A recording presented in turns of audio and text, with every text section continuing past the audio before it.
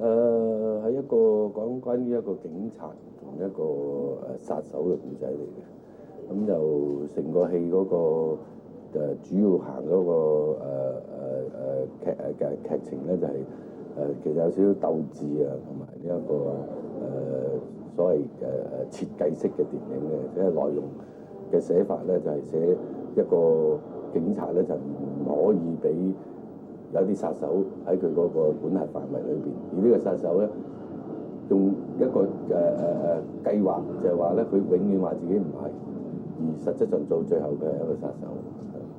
咁我知道呢套嘢就揾咗阿青雲做殺手喎，咁你覺得青雲佢會有啲咩特別演出啦，同埋點解揾到佢變成殺手嘅？劉青雲喺我個心目中裏邊咧就係一個演員嚟嘅，即係佢你就算叫佢做一個軍佬又好，你叫佢做一個賊又好，你叫佢做警察又好，做個小販都好啦，佢都好稱職去做嘅。咁喺我睇阿劉青雲嚟講咧，就係一個全面嘅演員啊，所以咩角色我覺得都啱佢做。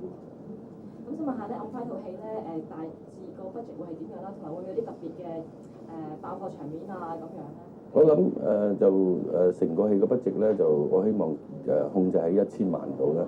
但係睇情形咧，就可能會 over 到大約1100咁上下啦。咁就即係好大嘅爆炸場面，我諗我就唔會咁着重喺嗰度，而係最着重兩個人嗰個鬥志上邊會比較多。咁你想認識阿青雲同阿梁朝偉咧，佢哋係點樣啊？你覺得佢兩個合作會有啲火花？劉青雲、梁朝偉都係喺我同佢合作喺電視台合作啦，或者睇翻佢電影或者喺電影上合作過都係喺香港，我可以咁講嘅話咧，就係一流嘅演員嚟嘅，兩個都係。咁我亦都係幾希望佢兩個能夠喺呢一部電影裏邊咧，即係可以同時參與一部電影啦。咁今次係一個好嘅機會咧，即係呢兩個就係喺電影界、電視界我都覺得係非常之絕頂好嘅演員，即係絕頂高手啊！所謂。咁我哋而家希望喺呢部戲裏邊咧，能夠發揮到佢哋大家潛質。喺暗花套戲裏面咧，你係適應一個點樣嘅角色咧？據我所知啦，就阿杜琪峰同我講咧，戲裏面咧，我做一個即係非常之火爆嘅差人，就係知咁多啫。咁你認為一個火爆嘅差人咧，應該點點樣去演繹咧？你作為一個演員，你覺得火爆性格嘅人應該點做？呢層我相信咧就要即係等到佢上咗，大家睇先知。我成日覺得戲咧就真係冇得講嘅，即係講得咧就即係唔使拍都得嘅。咁你覺得暗花你所知暗花係一套點樣嘅戲啊？暗花係一套警匪片。清華，想問下你呢套戲裡面嘅角色係點樣？可以幫你講。主要係講一個坐咗好多年監嘅人出嚟，想繼續做世界咁樣，就即係撞啱呢個悍將啊、梁朝偉咁，大家之間嗰啲即係衝突。咁嗰個角色性格係點樣？其實係一個表面好暴戾嘅人嚟嘅，即係二話不説就喐手㗎啦，好狠嘅人。你覺得呢啲咁嘅性格嘅人咧，即係點樣去演繹咧？有冇啲巧妙啊？咁你睇下導演點樣指引啊？使唔使啲眼神兇惡啲啊？啲有冇啲特別啲？我諗睇佢要啲咩啦，你可以行為兇惡都得㗎。